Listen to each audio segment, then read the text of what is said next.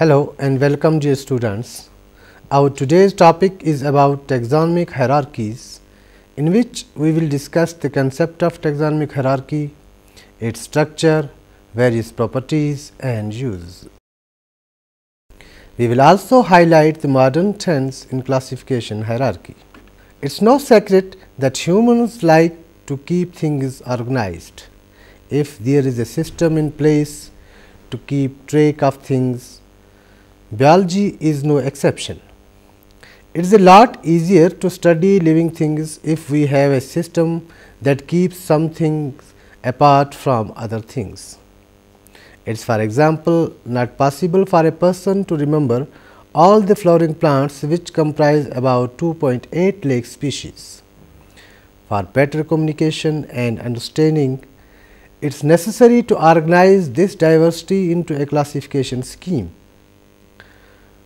This diversity has to be arranged in groups so as to reflect the similarities and differences of their members, and at the same time organize our knowledge of the plant kingdom into a convenient and useful manner.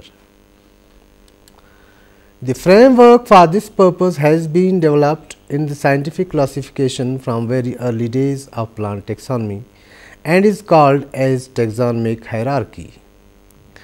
The classification system that has been traditionally most useful to biologists is one that groups related plants together into a series of hierarchical categories, so that very close allied plants are placed together, while as plants somewhat related are grouped near each other and unrelated ones are placed far apart. The organisms are classified into nested groups, which are assembled into more inclusive groups, which in turn into still more inclusive groups, and so on.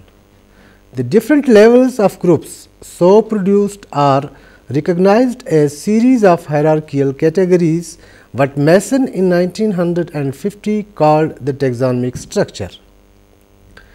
The basic idea of doing so is to group species with similar characteristics together into genera, similar genera into families, and similar families into broader groupings called orders, and so on. For this purpose, the taxonomic categories were devised and they form the framework of taxonomic hierarchy. Now, let us analyze brief historical background of taxonomic hierarchy. Probably the first scientific study of plants was the attempt to classify them. At first, the plants were classified by artificial means into herbs, shrubs, undershrubs and trees, as was done by Theophrastus around 300 BC. These simple categories became the foundation of an advanced classification based on natural relationships. However, the beginning of the modern scientific classification of plants and animals started with Carolus Linnaeus from 1707 to 1778, who classified all known species of his time. He developed both a system of naming of species and for organizing living beings, and also devised practical techniques for the naming of groups of organisms as well as their ranking and ordering. However, Linnaeus was far from being the first thinker to try to classify life.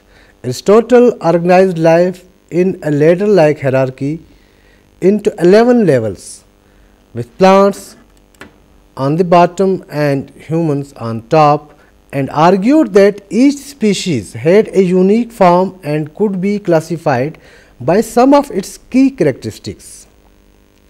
Medieval European scholars were guided by both Aristotle and Bible, and they believed that nature, including all the species on earth, reflected God's compassionate organization of the world.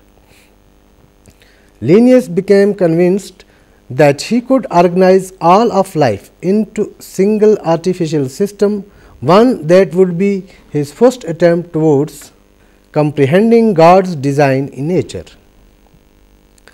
Linnaeus' system for naming species, which has not changed much since the publication of 10th edition of his Systema Naturae in 1758, in which he used binomial system and gave the concept of a hierarchical classification. In his scheme, the major categories were given one of the several standard taxonomic ranks to indicate the level of similarities between all the members of the group. Linnean hierarchical classification was based on the idea that the species was the smallest unit and that each species is nested within a higher category. He classified living organisms into two kingdoms as Plantae and Animalia, and these kingdoms were further divided into lower ranks as class, order, family, genus and species. These Linnean categories were sufficient to serve the need of biological diversity in the late 18th century, but were quite insufficient to classify the increasing number of species discovered since 1758. Now, we will analyze the structure of taxonomic hierarchy. Taxonomic hierarchy can be defined as a system of arrangement or a framework for classification in which various taxonomic categories are placed in order of logical sequence. Hierarchy literally means a series of succession of different ranks based on inclusiveness, the least inclusive at the bottom, usually a species, and the most inclusive group, generally a division or a kingdom, at the top. A category thus designates a given rank or level in a hierarchical classification. It is important to note that a clear distinction should be made between categories and groups. A category is an abstract term, while as the organisms placed in these categories are concrete biological objects. Further, categories are entirely artificial and subjective, whereas groups of organisms are objective and non-arbitrary. It means that a plant may be a member of several taxonomic groups, each of which is assigned to a taxonomic category, but cannot be a member of more than one category.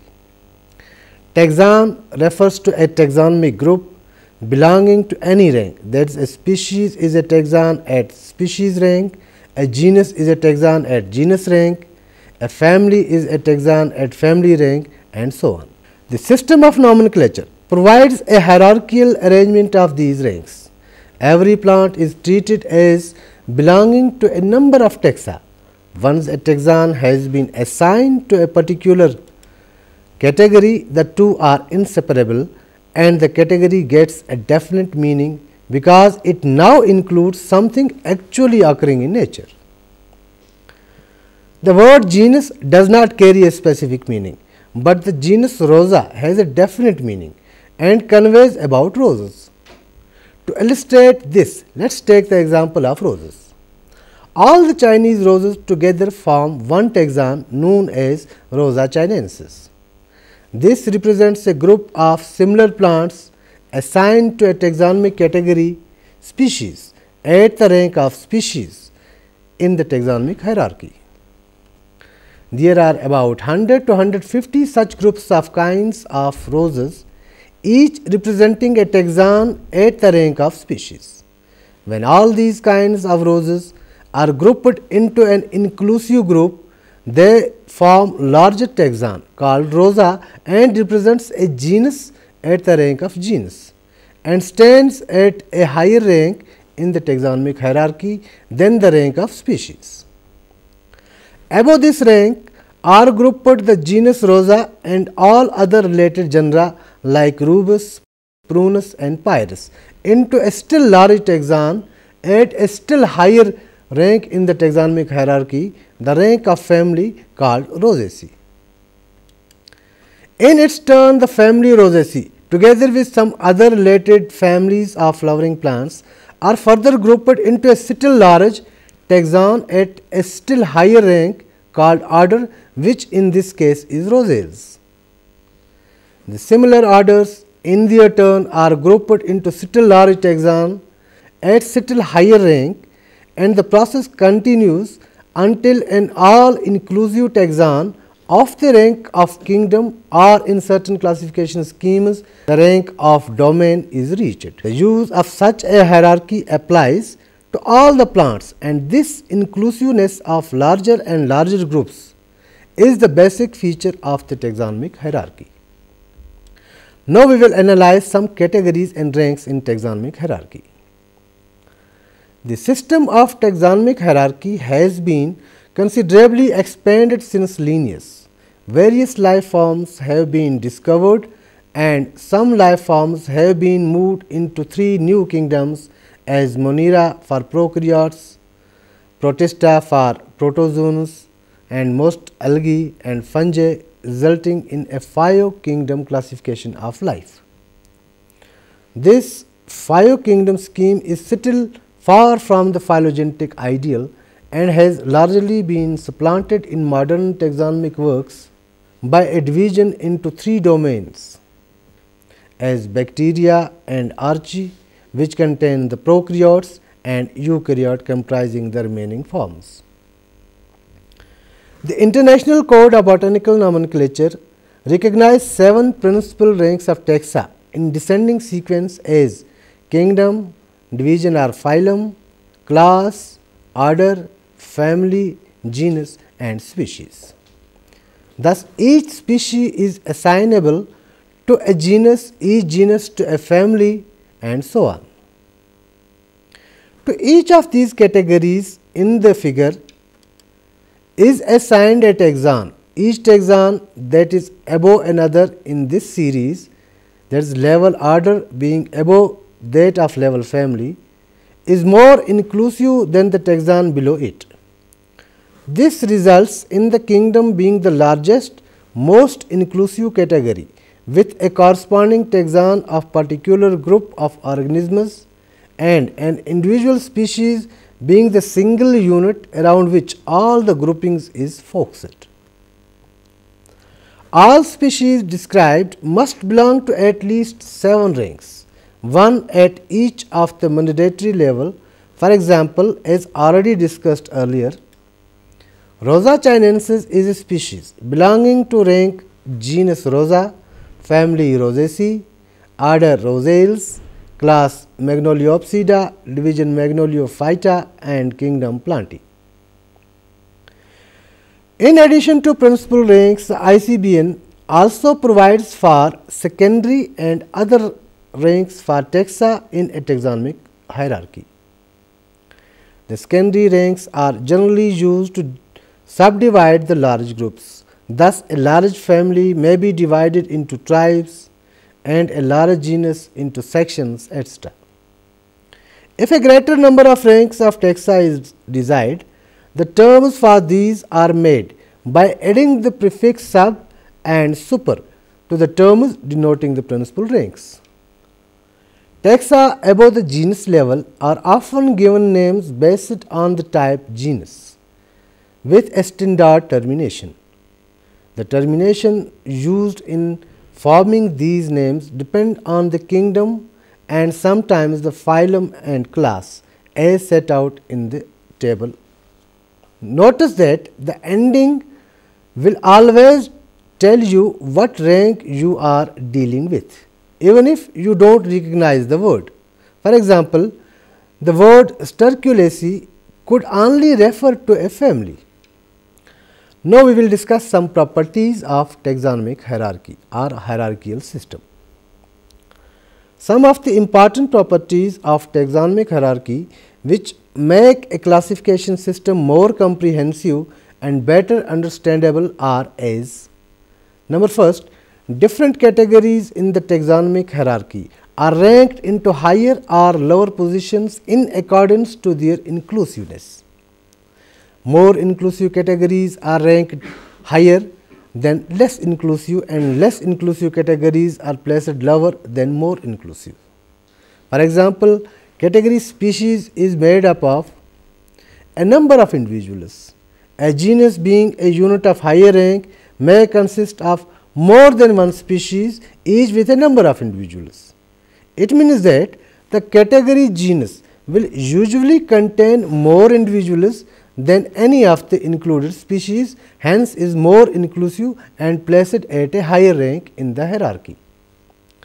Similarly, family is ranked to higher position than category genus because it includes all genera of a particular family with all their species and infraspecific categories, hence is more inclusive than genus which includes only species, and is less inclusive than category family, and therefore occupy a position lower than the position of family in the hierarchy.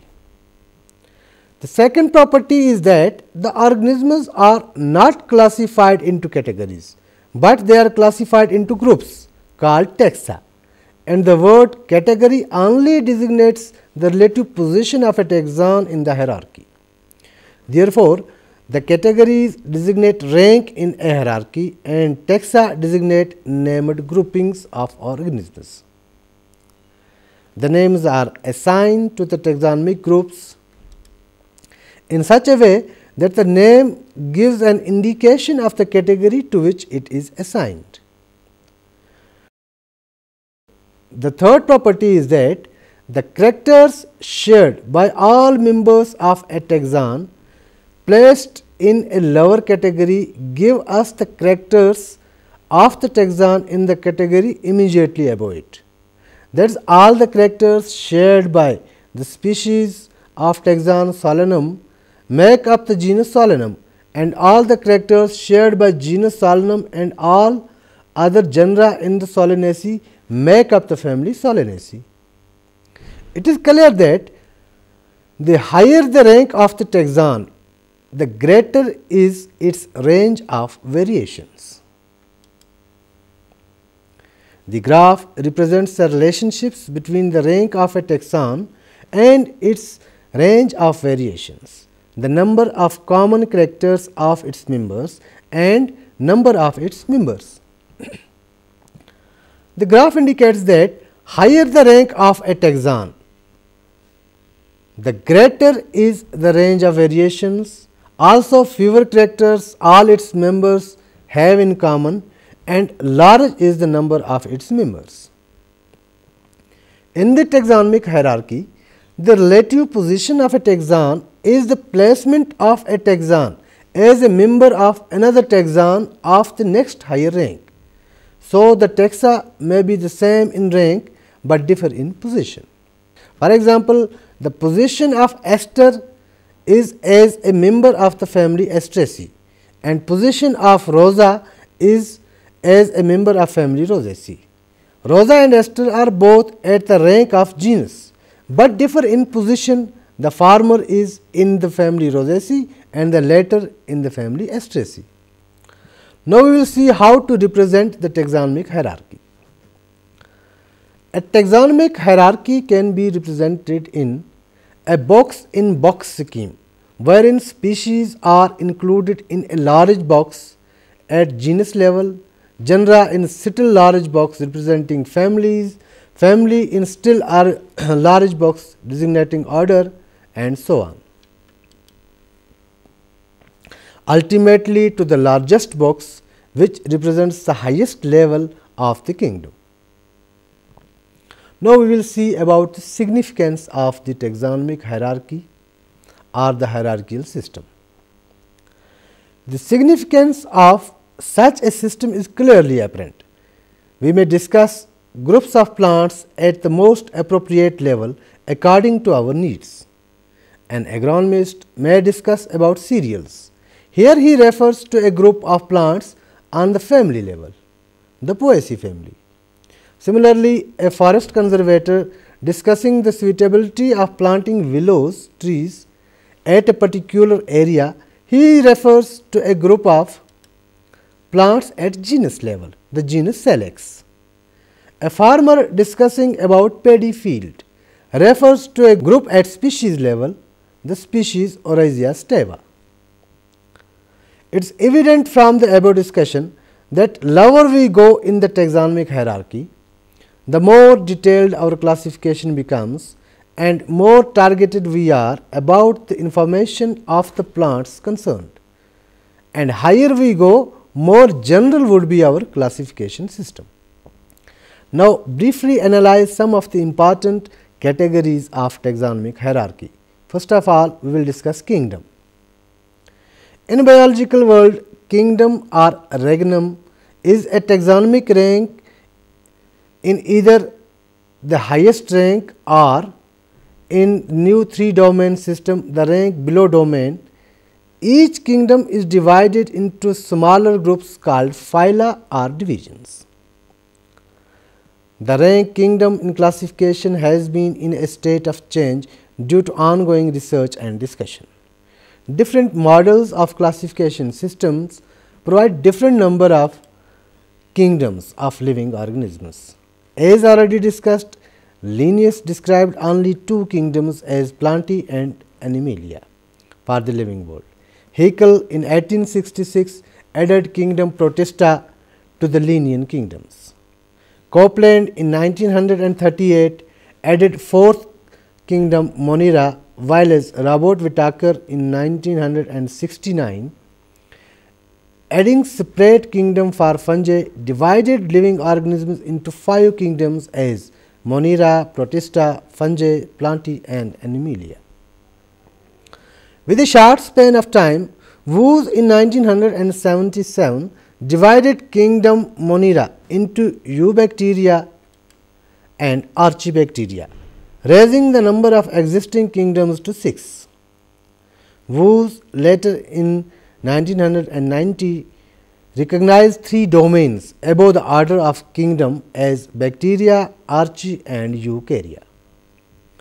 Currently, many taxonomists use a system of 6 kingdoms, that is Animalia, Plantae, Fungi, Protista, Archaea and Bacteria, while others describe 5 kingdoms as designated by Whittaker. Now, we will discuss about phylum or division. A phylum is a taxonomic rank below the kingdom and above the class level. Phylum is equivalent to the botanical term division. At the most basic level, a phylum can be defined in 2 ways: as a group of organisms with a certain degree of morphological or developmental similarity, or a group of organisms with a certain degree of evolutionary relatedness.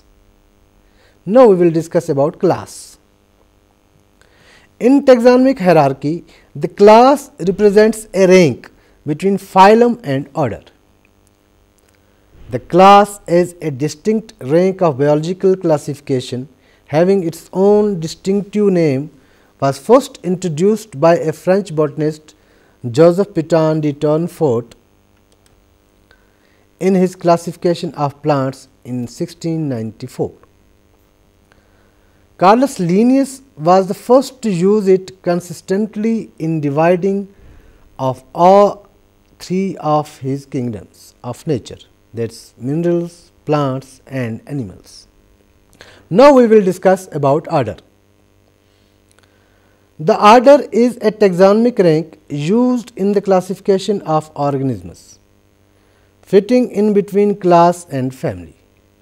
The order is a distinct rank of biological classification with its own distinctive name, was first introduced by a German botanist A.Q. Rivinus in his classification of plants in 1690. Now, we see about family. In taxonomic hierarchy, the family represents a taxon ranked between order and genus and constitutes a group of related genera. The taxonomic term familia was first used by Perry Magnol in 1689. However, he ranked it as taxon below the rank of genus. Now, we come to genus. A genus in taxonomic hierarchy is a low level rank below the family and above the level of species, used for living as well as fossil organisms, and represents a group of closely related species. The word genus is a component of the name of an organism in binomial system of nomenclature. Mayer in 1957 defined genus as a taxonomic category which contains either one species or a monophyletic group of species and is separable from other genera by a set of discontinuous variations. Now, we will briefly discuss about species. Species is the basic fundamental unit of biological classification and taxonomic hierarchy. As a concept, we have so many definitions of a species, and the word in itself has different meanings for different botanists. Not going much into the details of various definitions of species proposed in accordance with these concepts, a species can simply be defined as a group of organisms capable of interbreeding and producing fertile offsprings and reproductively isolated from other such groups, or a single lineage of ancestor descendant populations which maintains its identity from other such lineage and which has its own evolutionary tendencies and historical fate. Now, we will briefly analyze some of the modern trends in classification, a challenge to linear hierarchy. For almost 250 years, the linear hierarchy has served as an important part of taxonomy's methodological foundation. During the last 150 years, the theory of evolution, or more accurately the principle of common descent, has steadily increased its contribution to taxonomy's theoretical foundation. After surviving the revolution brought about by acceptance of evolutionary view in reformation of taxonomy into new systematics and phylogeny, the linear hierarchy is being questioned. Linnaeus could only base his scheme on the structural similarities of the different organisms. The greatest change was the widespread acceptance of evolution as the mechanism of biological diversity and species formation. Following the 1859 publication of Charles Darwin's On the Origin of Species, it then became generally understood that classifications ought to reflect the phylogeny of organisms, their descent of evolution. This led to the evolutionary taxonomy, where the various extant and extinct are linked together to construct a phylogeny. Later changes associated with the development of taxon concepts based on the principle of descent led to the change in the interpretation of the linear categories, as well as certain modifications related to use of linear hierarchy in representing phylogenetic relationships. More recently, taxonomists have considered the relevance of the principle of descent to nomenclature. They have found fundamental inconsistencies between concept of taxa in the principle of linear hierarchy and phylogenetic systems. Dear students, today we discussed some aspects of taxonomic hierarchy. We analyzed some of its properties, its use and relevance to the systems of classification, and we also discussed the modern challenges which are faced by linear hierarchy system. I hope you will be able to understand the concept of taxonomic hierarchy. Thank you very much.